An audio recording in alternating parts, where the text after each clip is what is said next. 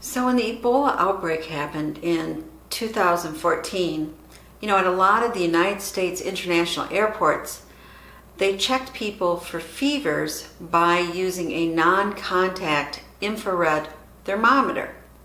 And they checked people that were coming in from affected countries where there were an Ebola outbreak. And I started thinking, and I thought, this might be a good idea to add to my preps.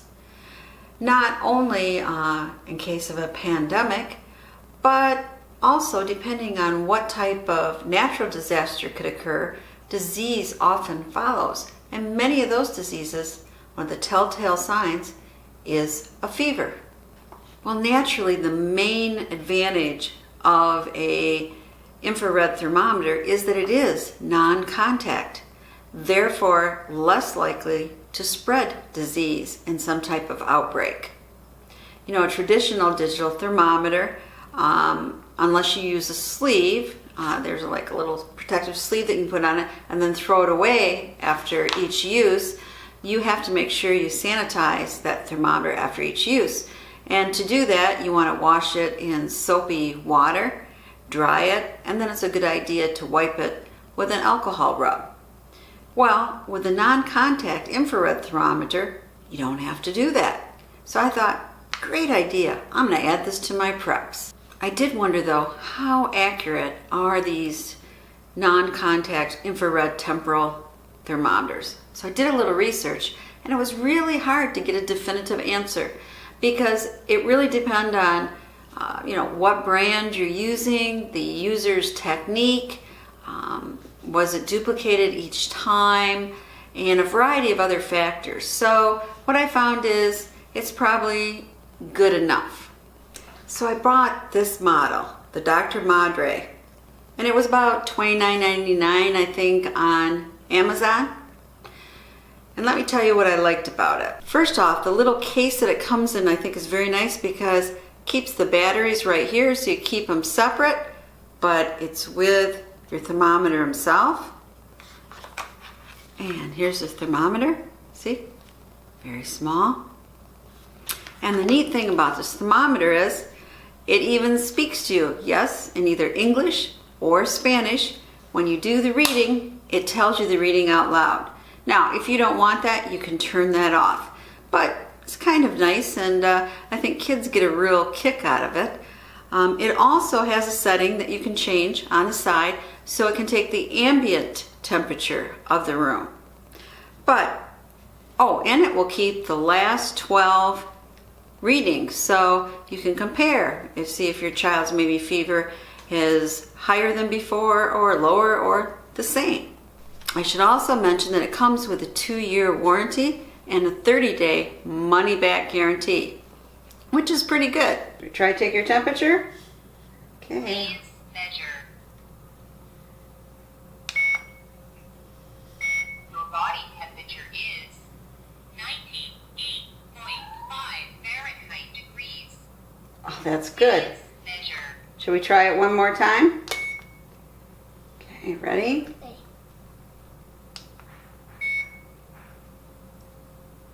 Please measure. Your body temperature is 98.6 Fahrenheit degrees. Is that good? Yeah, exactly right. Good job. Which one's bad? Well, if it's too high, you have a fever, but you did good. So, extremely easy to use, doesn't take up much space. You don't have to worry with sanitizing it as much as a regular thermometer, and I think it's a great idea to add to your first aid preps. Now, I did want to add, because so many people I know at work, oh, my child has a fever. They seem really worried about it. But in truth, a fever isn't that bad. It's a response from your immune system trying to get rid of something.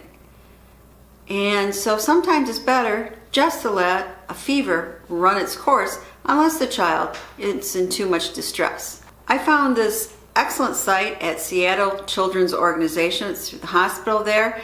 And they had a lot of fever myths and they debunked them. And let's go through some of those. Fevers above 104 Fahrenheit are very dangerous.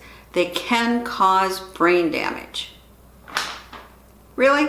Fact, fevers with infections don't cause brain damage. Only temperatures above 108 degrees Fahrenheit can cause brain damage. It is very rare for the body temperature to climb this high. It really only happens if the air temperature is very high. Example would be if a child is left in a closed car during hot weather. Another myth, all fevers need to be treated with medicine. Fevers only need to be treated if they cause discomfort. Most fevers don't cause discomfort until they go above 102 or 103 degrees. In fact, normal fevers between 100 and 104 degrees are actually good for sick children. Yep, they're actually good for you. It's your body trying to fight whatever disease the child has, or if you get it. Now, I'm not saying you don't become very miserable. I remember once I had a fever. I hardly ever get fevers, but I was probably about, 19 maybe, and I had a 105 degree fever. And believe it or not, I was seeing like bugs on the drapes and all kinds of things. But anyway, I live just fine, and you really can't tell I have brain damage, can you? Well, anyway, if there wasn't copyright issues, I would end this video with Peggy Lee singing Fever, because that's a great song, but I can't do it. So if you've never heard of it, look it up on YouTube and listen to it, and if you know it, just hum along. This is Prepper Potpourri saying, please subscribe, share the knowledge, thumbs up if you like this video.